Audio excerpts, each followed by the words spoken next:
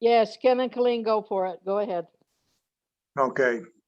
Should I start? Mhm.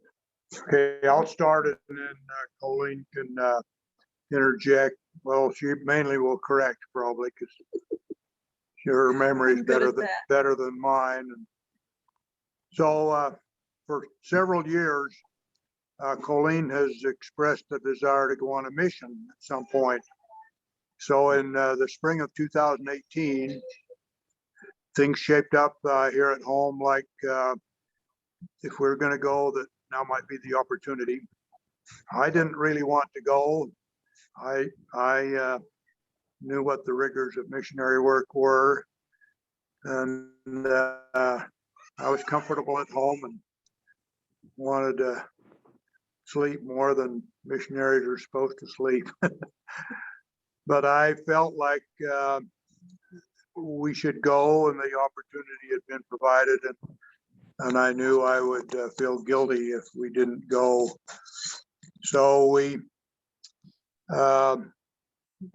filled out our papers. We were the first ones, and under our new bishop, McBride in Lava, he hadn't filled out mission papers before, but we got through that and got our physicals, and when we were at the doctor's, he had us walk away from him for about 6 steps, and he said, well, neither one of you can walk.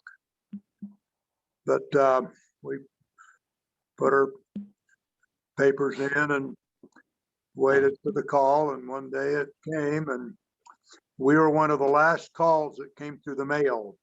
Right after we got our call, then they started sending them by internet, but ours did come through the mailbox. So when we were filling out the papers, it asked where we wanted to go and how long we would be available.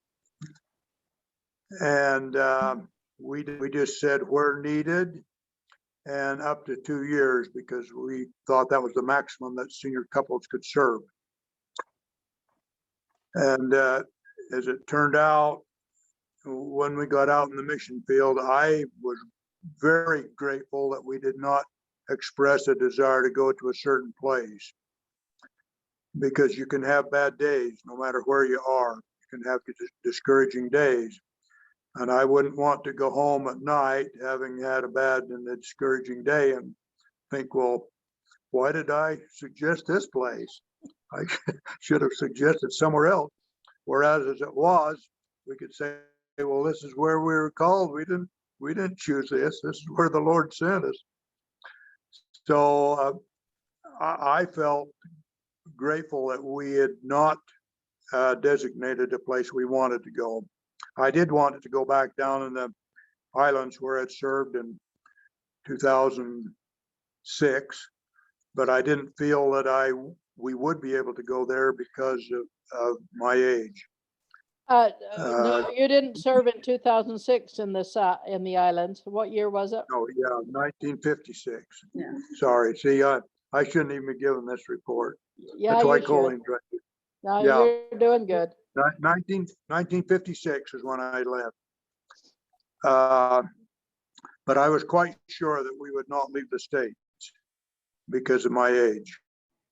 And sure enough, when the call came, we opened it up, and it was to serve in the Lansing, Michigan for a period of 2 years.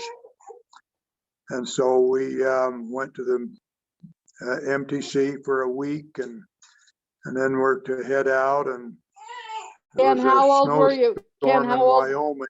Ken, how old were you when you got the call? Well, I'm 85 now, and that was 3 years ago. So I guess I was 82 or 3. Okay, thank you. It would have been 83. Probably 83. So we got there. We had called the mission president and asked when he wanted us there, and he said, well, when you can conveniently come, just when you get here, it'll be Thanksgiving weekend, and some of my family's here, so you give me a call. So we did, and we met him, went to dinner, and he told us where we would be going. We would be going upstate. Now, not up in the Upper Peninsula, but upstate, where they had not stakes and wards, but a district with branches. And he said, we're going to have you serve in the Kalkaska branch, which is up north. So we went up there and settled into our apartment on a Saturday and went to church on Sunday. We'd been told where the church was, and we could not find it because it was, you have to really look. You can see it from the road, but you really have to look to see it. And Because there's trees everywhere. we missed it. So we were late going in, and there was a big crowd there. It was about 80 people there. We thought, ooh, this is a big branch, but about 40 of those people or 30 of those people were there visiting. There never was a crowd like that after that. And the people in the branch knew that we were coming. It had been announced that we were coming to serve there, and they had never had a senior couple serve in their branch before. They'd had missionaries there, but not a senior couple. So they told us that they had prayed us there. So when we walked in, there was not really enough chairs. So the meeting had already started, of course, and they scrambled around and got us sitting down. And I'll tell you, the people gave us the eye. They stared at us and eyed us up and down. And I thought, boy, these people are going to be so disappointed. They're going to be disappointed. And so we were still on the 3-hour meeting plan then. So after sacrament meeting, people came up and welcomed us, introduced themselves, and we got in Sunday school, and a man came and asked if he could talk to us. And it was the elders quorum president. So during the Sunday school class, instead of being in Sunday school, we met with him, and he gave us each a branch list, and he had highlighted some names of people that we might work with. Our assignment was to be member and leader support. So that means reactivation for the most part, or do whatever else they need. Reactivation, because there are a lot of less active people everywhere. I guess you go in the church almost. Well, I don't know about down in with the black people are joining in Kenya. No, yeah, Kenya and other places, but most places there are a lot of less active people in various stages of less activity and attitude. So he had highlighted this, and so we went home, and then the next day was P-Day, so we settled in more and rearranged our apartment, and it was comfortable.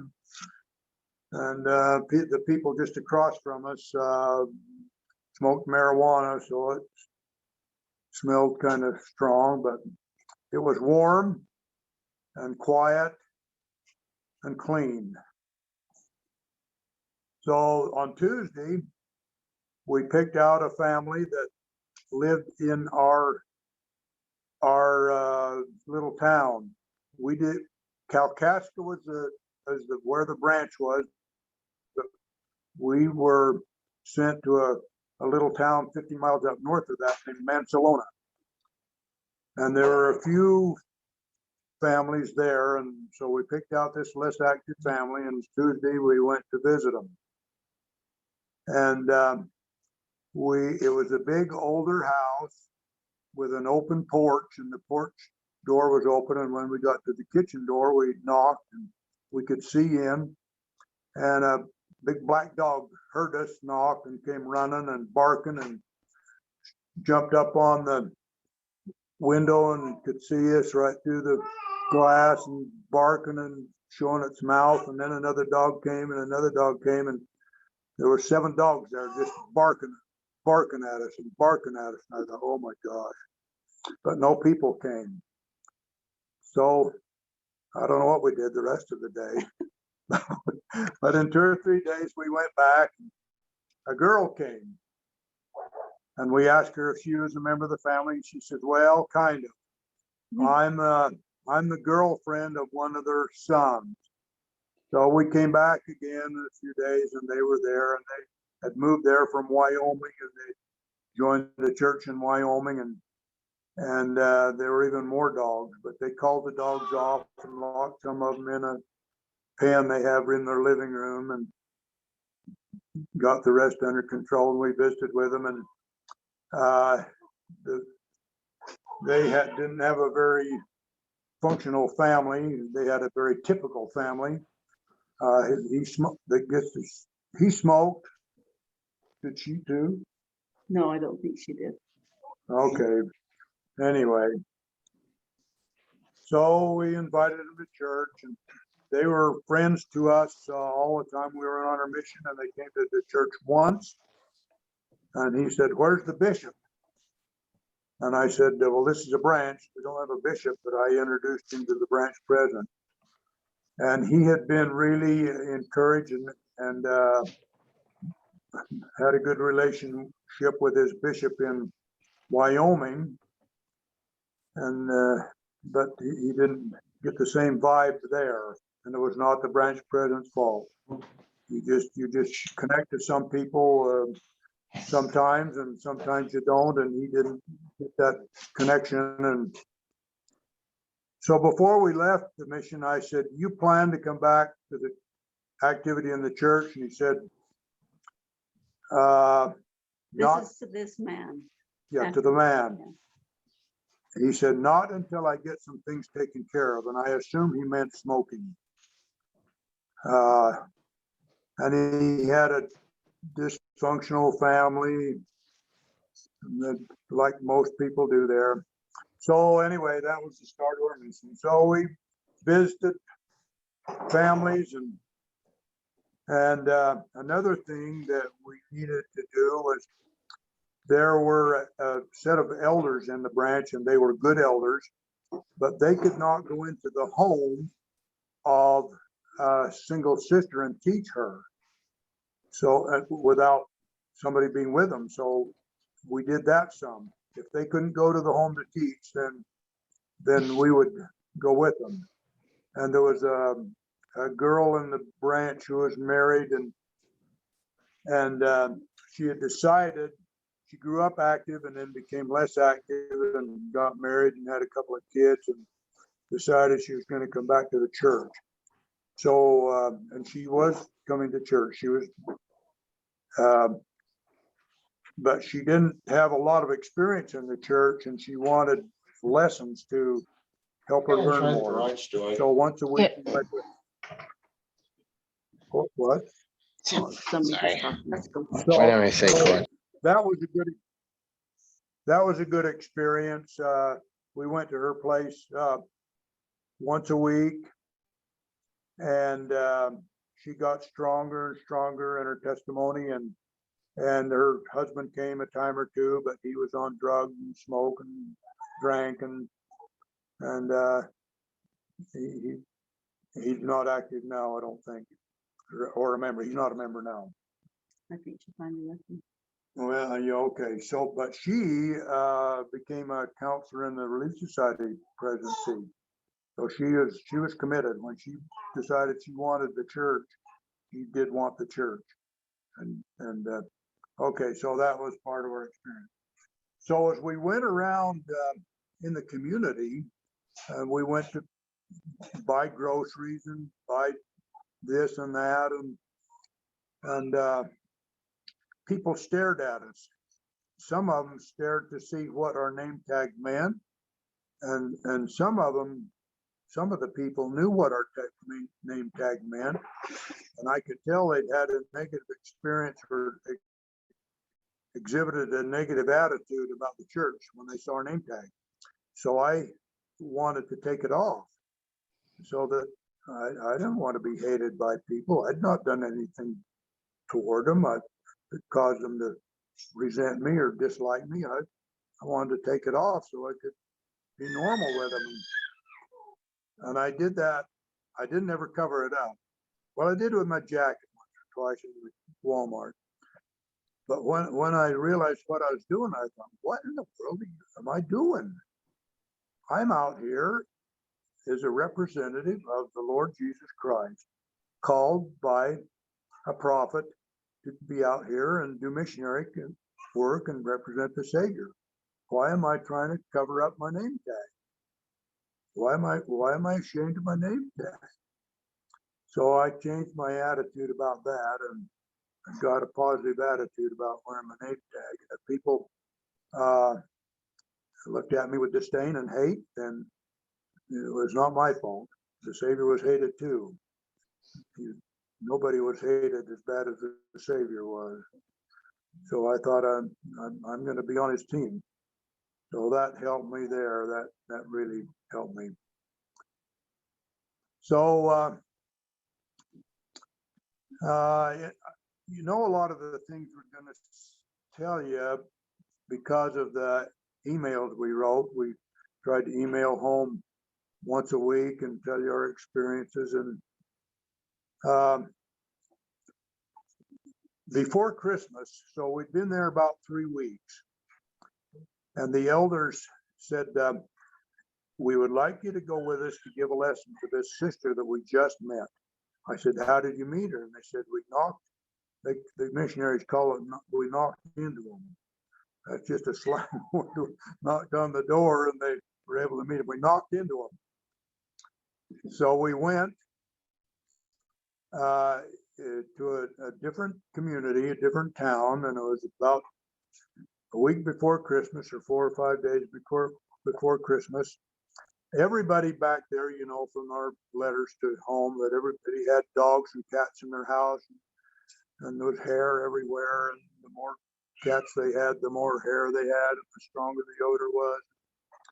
So we went with the elders to this home to give this lesson to the sister they'd met a few days before.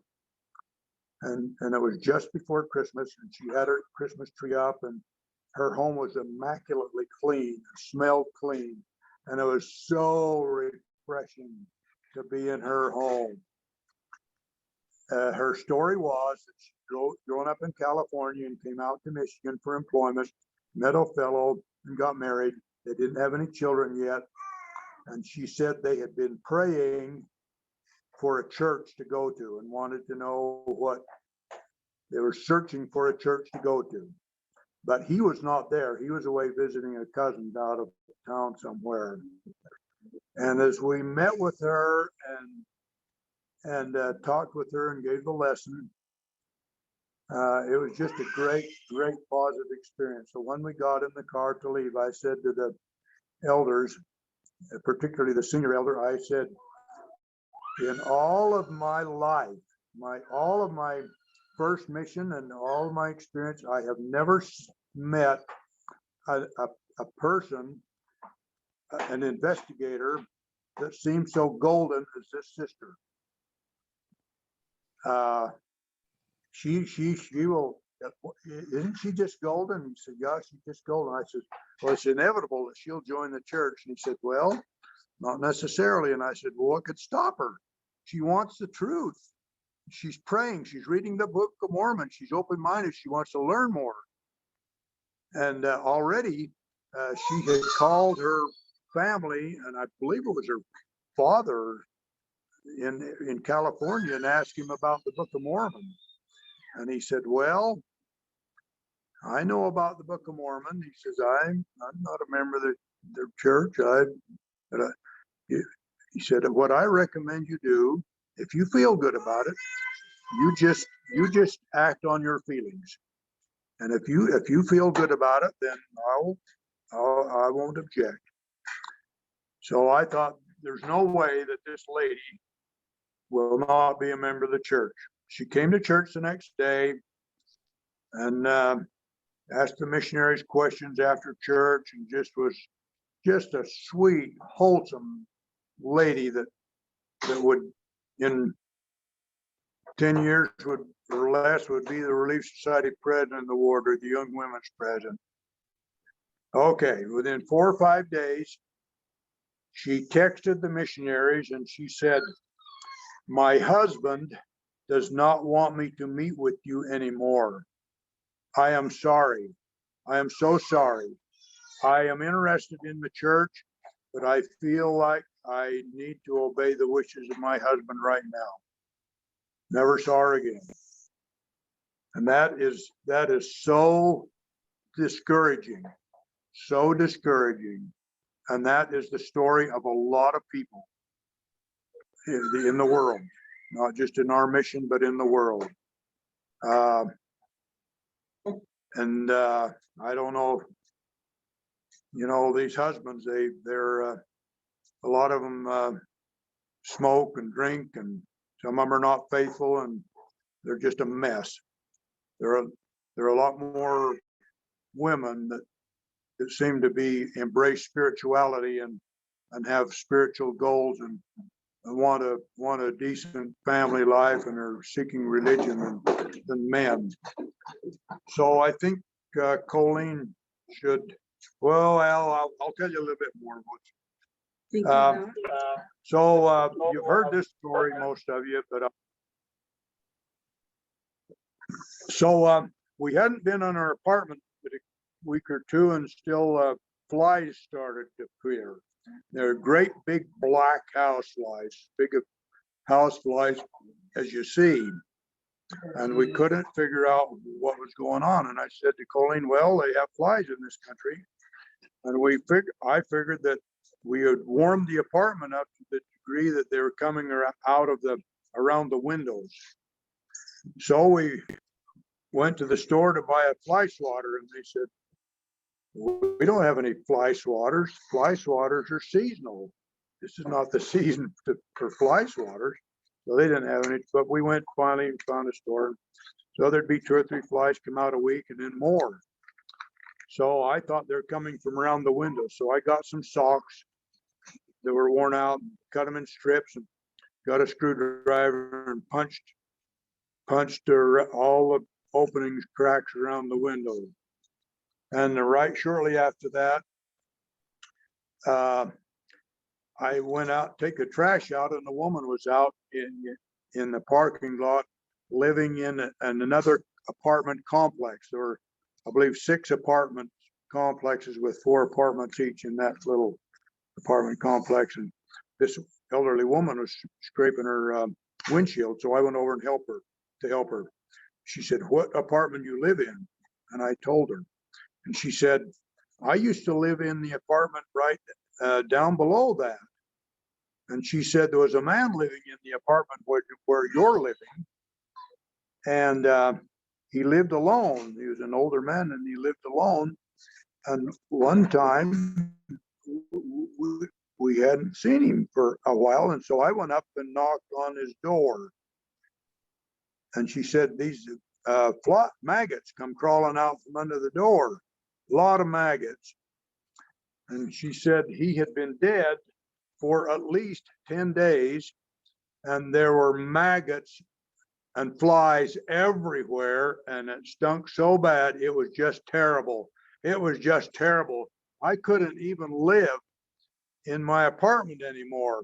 So I went to the manager and said, "I wanted to stay in the apartment complex. Could I get another building? I couldn't stand to live there." So he let her move out of that in another building.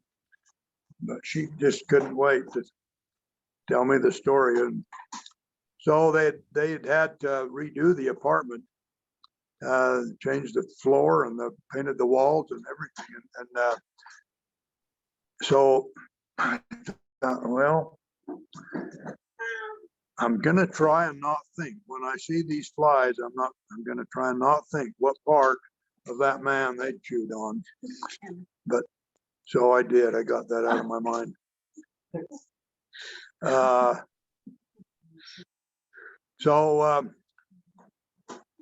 When we went to that hardware store in that little community, why the man was really friendly, and I had a conversation with him, and said there used to be three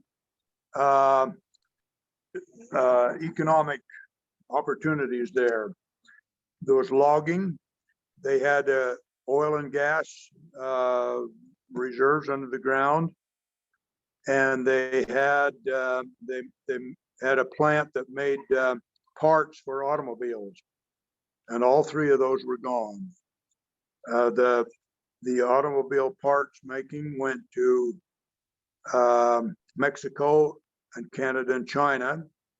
The gas and oil reserves dried up because the wells were shallow, and I think they realized that they were not really deep, shallow oil fields. So they dried up totally, I think. And the government shut down logging because you can't log on the forest anymore. But before I leave logging, they had really good logs there. They were a white pine, and they made really good lumber. And they say that Chicago was built twice by the logs from that area that were floated down the rivers to the Lake Michigan and then floated on down to build Chicago. Once when they were building Chicago, and then again after the big fire that burned Chicago up, and they rebuilt it with logs from that area. And we went out, they have logging museums, and we went out there one time on our preparation day, and it is just fascinating, the logging industry that was there. It is really fascinating. So where they logged out that white pine, there's a faster growing tree called the red pine, and it grows fast, and so they planted a lot of that, but it doesn't make as good as logs because it's softer and not nearly the timber. But they do, it grows fast, so they harvest it and run it through their paper mills. So, and the trees, sometimes you see straight deciduous trees like maple and oak, and sometimes very seldom you see straight pine trees, but they can grow together, pine and oak, and they do harvest maple syrup there, and so not all of the trees are harvested, but some of them are harvested for maple syrup. So I'm going to let Colleen tell you now about some things. I just was going to talk a little bit about technology. When we got there, of course, we need to bring a phone, and all the missionaries had started using the phones. They'd only had phones for about a year, according. The mission president had been out there a year, and then phones came in, and he often said to us, "Oh, I wish we didn't have phones. Such a headache, such a problem." But we saw the blessing of the Lord in preparing missionaries to have phones, because if they had not had this technology, missionary work would have stopped with COVID. But it didn't stop, it increased, because they could touch lives that they could not touch by knocking on doors. And I just I think the Lord needs us to use, and that's one thing we talked about is the missionaries were there to learn how to use a phone properly, to use it for their own good and good of missionary work, as well as their own good. And that thereby, by not ignoring a phone or not letting them have a phone, they were taught how to use a phone and how to not use a phone. And I think the Lord, that's the way with most of the things that we encounter. We need to use them the way the Lord would want us, and not just ignore them and think, well, our kids aren't going to have a phone. They're not going to ever have a phone because they're bad. but we have to teach them how to use those phones because they will have them and they will get them. This is a diversion from our mission, but we went back to a mule sale in Missouri. And Audrey, I think, could tell you this, but she, there's Mennonites and Amish families there at this mule sale. And she noticed a group of Amish boys standing around a phone and all showing them pictures. And Audrey thought, yeah, they might be telling them they can't have a phone, but they'll get a phone and they won't have been taught how to use it. So in 2019, in the summer, Doug and Audrey came out to visit us.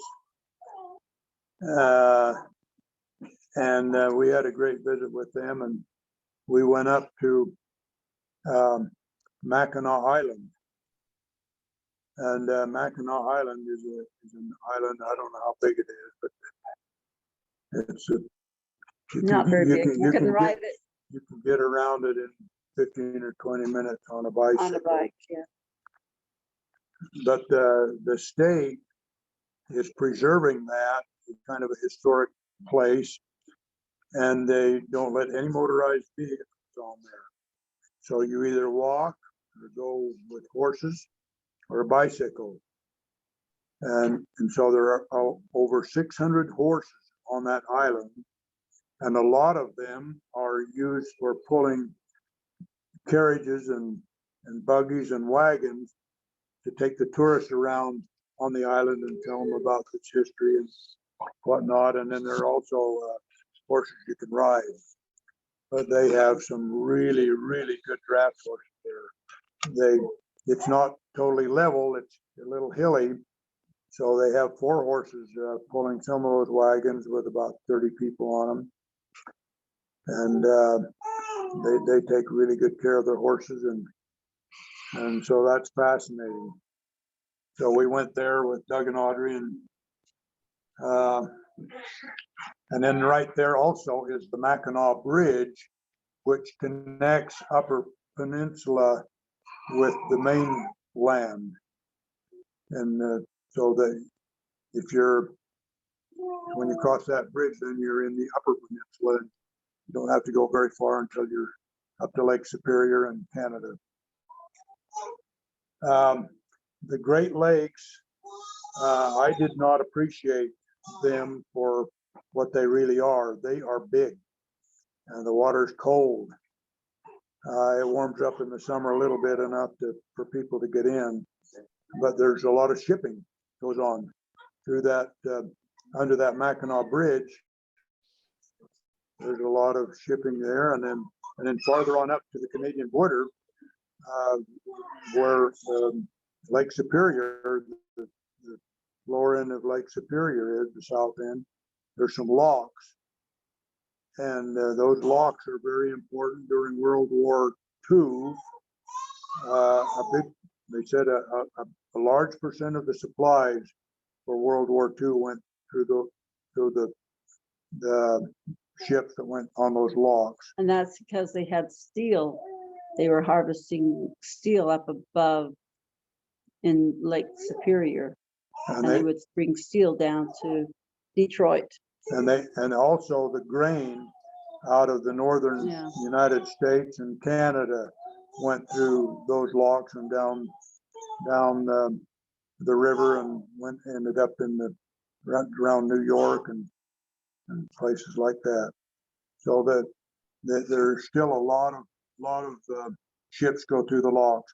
And the difference in height between Lake Superior and Lake, would it be Huron? Yeah, Huron. Mm-hmm. Is 21 feet. So the locks are all operated by hydraulic water, not natural flow water. Yeah, they supply the pressure and the power to move the locks. So, and it doesn't take any power to move the locks, even if you're going up. The locks, naturally, the flow of the water goes in and raises the boat or lowers the boat, and it's the pumps. There's no electrical pumps to pump the water. It naturally flows in and out of the locks. So that's that's quite a nice thing to see. And on the Great Lakes, I could not believe the number of shipwrecks that have happened. I thought that the water would be so calm that there would not be shipwrecks, but in a storm, the lakes are so big that the waves can be quite high, and the ship is in danger. And there have been a lot of shipwrecks over the years, and a lot of lives lost. And it's just because the storms come up and ships can't handle it. So do they wreck into the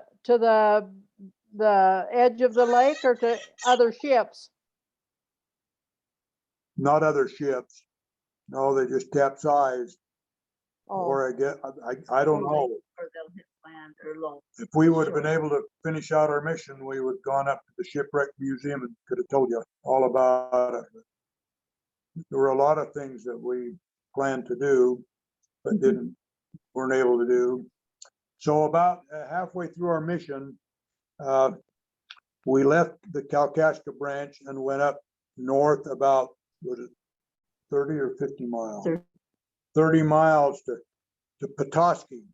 Petoskey is right on Lake Michigan, and it's more of a thriving community because of the tourists and a lot of people have fairly well off people have summer homes there, and they go to Florida in the winter and come there in the summer. And some of them stay over the winter, of course. So the standard of living there is higher.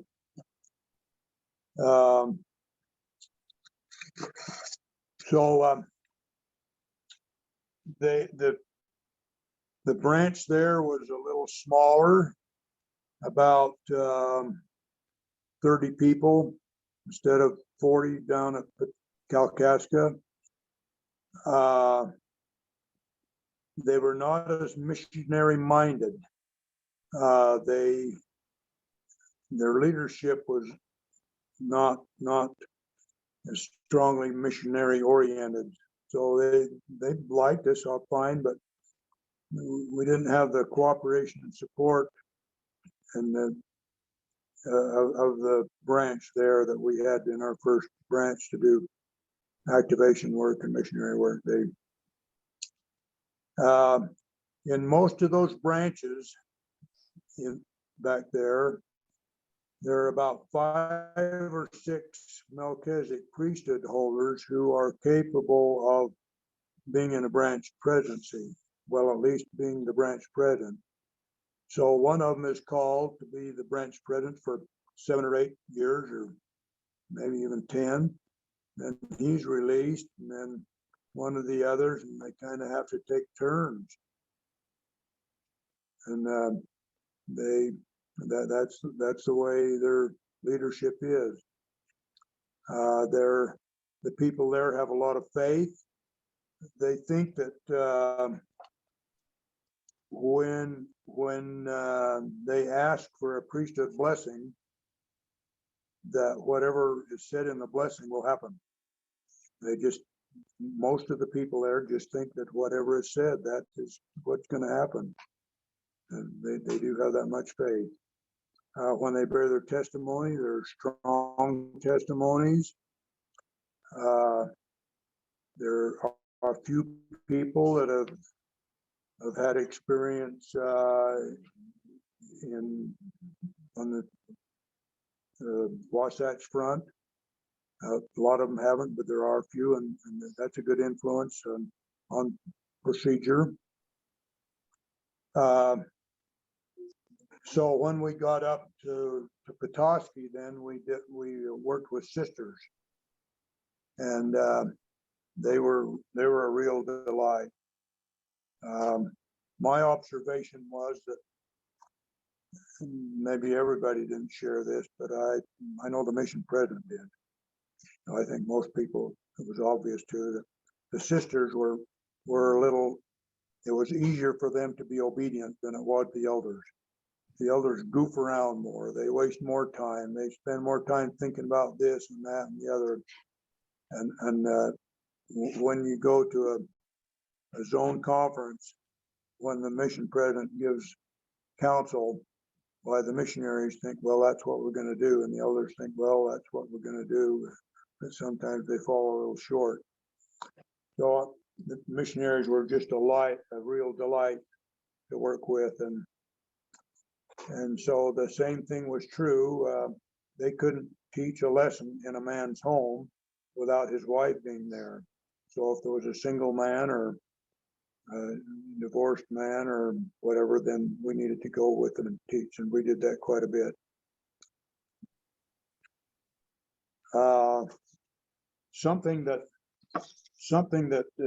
became evident to me was I just admire young people who serve on a mission.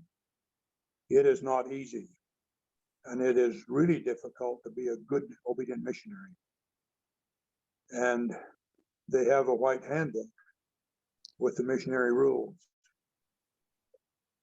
And it was my observation that the missionaries who followed the counsel, were obedient, and read the white handbook and followed the counsel. And sometimes the counsel is a little bit hard, were the most effective. They had the best spirit about them, and because they had committed themselves to be out there for that period of time, 2 years for them and 18 months for the sisters. They had committed themselves to serve our Savior, serve the Lord, and there was no question they were going to be obedient.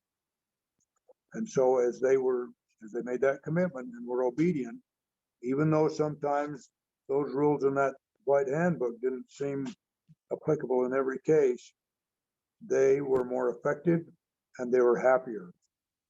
It's an absolute fact that the obedient missionaries are the happy ones, and feel fulfillment and feel a spirit, and they emanate that spirit to the people that they work with, the people in the branch. The people in the branch feed off from that, and they grow in spirit. And it's ever been, and I think in the church, that there are different degrees of obedience and commitment in missionary service. And so I think it's incumbent on all of us to, if we serve a mission or teach our children to serve missions, that we are obedient, because we'll be blessed for it and by it. I want to tell you one thing. While we were there, Elder Ballard came out and visited the mission, and he met with the missionaries in our mission and the missionaries in Detroit. And so we went downstate to Ann Arbor, and then Elder Ballard was there. And one of the things he said, well, he told a lot about being a missionary and his daughter going on a mission and his experience of being a leader in the church. But he said, this morning, as we were leaving the hotel and checking out, I said to and there were more than one person there, and they were ladies, I guess, at the service desk. He said to them, do you know who I am? And they said, no, we don't know who you are. And he said, I am an apostle of the Lord Jesus Christ. And I and my companions here are going over here to such and such a town where we were meeting. And we're going to have a training meeting and meet with missionaries from the Church of Jesus Christ of Latter-day Saints. And as he said that, I thought, wow. Now, if he'd have said to those ladies as he was checking out, now, I'm Peter, or I'm James, or I am John, or I'm Paul, what they would have thought. but he said, I'm an apostle of the Lord Jesus Christ. Now they should have had the same esteem for him that they would have for Paul or Peter or John. But that's where the sectarian ideas have gotten us. People they just cannot comprehend that we actually have apostles and a prophet leading this church today. It's hard for the world to conceive of that, and I guess if they did, it would be harder even for them to have a desire to follow. So, you want to say some I'll more? just say something really quick to go along with that. I think that even if we can't go on a mission, we can reach out and just in conversation, make a conversation about what you did on the Sabbath or what your family's doing or your feelings. And I think we need to share. There are people all around us, even in Utah, that are not members that maybe want to know more or understand our church better. They might not become baptized, but I think to be a friend and a missionary is just to act normal and human and acknowledge our frailties and realize that none of us are perfect, but we can all come to Jesus Christ. Our time is gone. Just want to close and would entertain any questions if you want, but we had a positive experience. When Doug and Audrey came out, Doug said, what is the difference in you being here and at home? What has the mission done for you? And I said, well, I have better health. I just feel better. I used to be afraid of slick roads, that we might get in a wreck, and we drive on slick roads. And at first I was a little concerned, and now we just drive prudently and within the speed limit and just go where we have to go. And I'm not concerned or worried about it. I just felt like the Lord was protecting us and everything would be okay with us and at home. And of course, when we had to leave and come home, why, we lose that. It always happens. So in March of 2020, a year ago, just over a year ago, then you all know of the COVID thing, and our mission president called all of the senior couples. There were about 10 or 12 couples in the mission. Most of them went out for a year or a year and a half, hardly any for 2 years.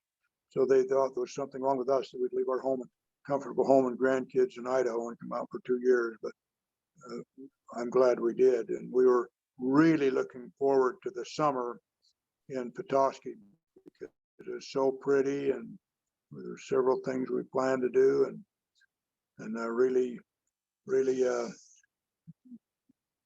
make an impact.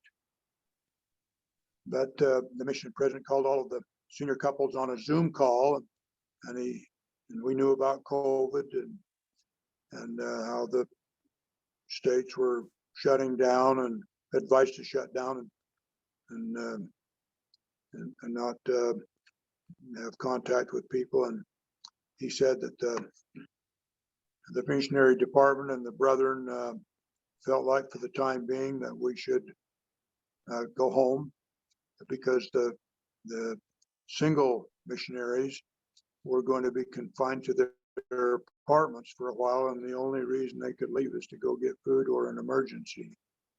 And they were to do the missionary work with their cell phones, which Colleen has told you was so important, so critical, that they'd had that experience. So he said, I'd like you to pray about it, but they would like you to leave as soon as you conveniently can. And I said, well, so what you're telling us, President, is that the brethren want us to go home? He said, yes. And I said, well, I don't think there's any point in praying about it. I don't think that's necessary. They want us to go home. then we'll go home. The only reason you wouldn't go home, if they want us to go home, is if you're disobedient. So just, you don't need to hear any more from us. We'll pack up and go home. So within a week, we were on our way home. And we thought that we probably would go back. We hoped we'd go back. But you know the story. So we were home for quite a while before we were released. We were released about a month ago. And so if we go back out, it would be a totally new process, go through the application and new physical and application and papers and get a different call, maybe to the same place and it may not. I felt robbed because we were really looking forward to finishing the last 7 months of our mission. We were 7 months short of the 2 years. And we didn't accomplish all I hoped we would.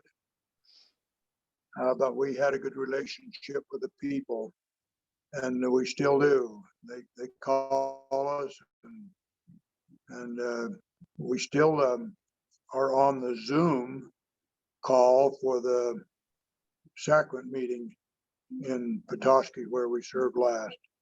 So we're able to join them in sacrament meeting, and there are good people there, and we love them, and they loved us and did a lot for us.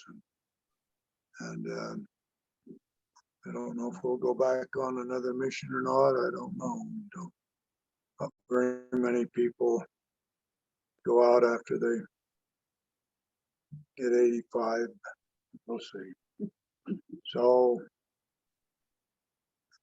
the church is true. Something that I really appreciated is I read the Book of Mormon about the account of the Sons of Messiah going on their mission, their commitment. They were gone, I think, for 18 years. Left their families for 18, wasn't it 18? 14. 15. 14. I think it was 14. 14 years. Okay, 14 years. Can you imagine leaving your family for 14 years without purse or script? And no phone call, no email, nothing. That is commitment, and you can see the blessings that they received because of what they were able to influence eventually most of the Lamanite nation, and they were more obedient than the Nephites. So the 2 years out of a person's life is not much to show your commitment and service to the Lord, because you'll be blessed, and we were and are. So thank you. If you have any questions, why, we've got the time, but I don't know if you have.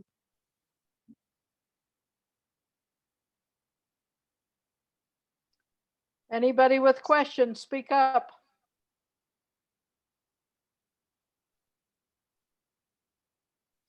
Were there very Say it I again. didn't understand. Do you understand the question? No, just be quiet. Say We it. didn't understand the question. were there some people that were prepared and were able to follow through? You mentioned that lady that was golden, but her husband was not in agreement. Did you find very many that were ready to embrace the gospel and have been able to stick? Some, not very many, but Satan has so much influence on people. He has so much influence, even when they decide that they want to join the church. The temptation and the influence he has is just awful. So there are a few, but they take a lot of nurturing. like President Hinckley said, they need a friend, they need a job, and they need support until they get enough testimony that they can stand on their own. And it takes a lot of that. But yes, we did find some of those people, and to see the change in their life is absolutely amazing, just amazing, but not nearly enough of them. There are a lot more that you can tell that they really would like to, but they won't make the commitment, or they can't stand the temptation. They won't make a commitment strong enough, but what Satan gets in the way and prevents them. I've got a question. Did your missionary experience help you be a better missionary outside of the assigned mission field? Yes, there's no question. Yes, I can talk to people about the Book of Mormon and the church a lot more effectively, without hesitation, than I could before. And so can Colleen.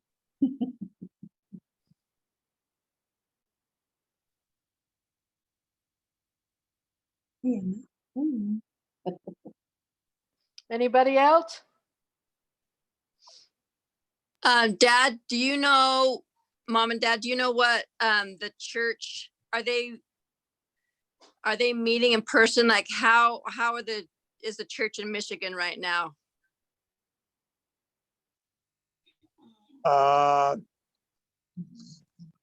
They are meeting for the second hour, Through Zoom, I think. but they're still Zooming their sacrament meetings, but they're encouraging their members to attend. And unlike Lava today, for the first time, we did not have to sit in every other row and wear masks, and the sacrament was passed and presented normally.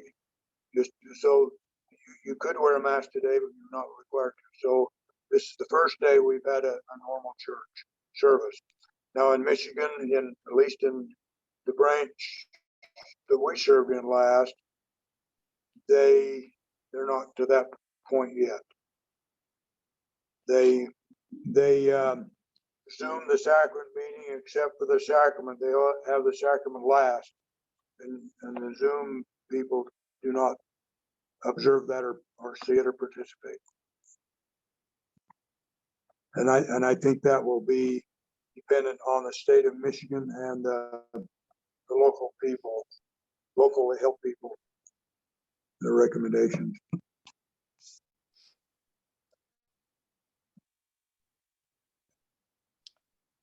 Anybody else with a question?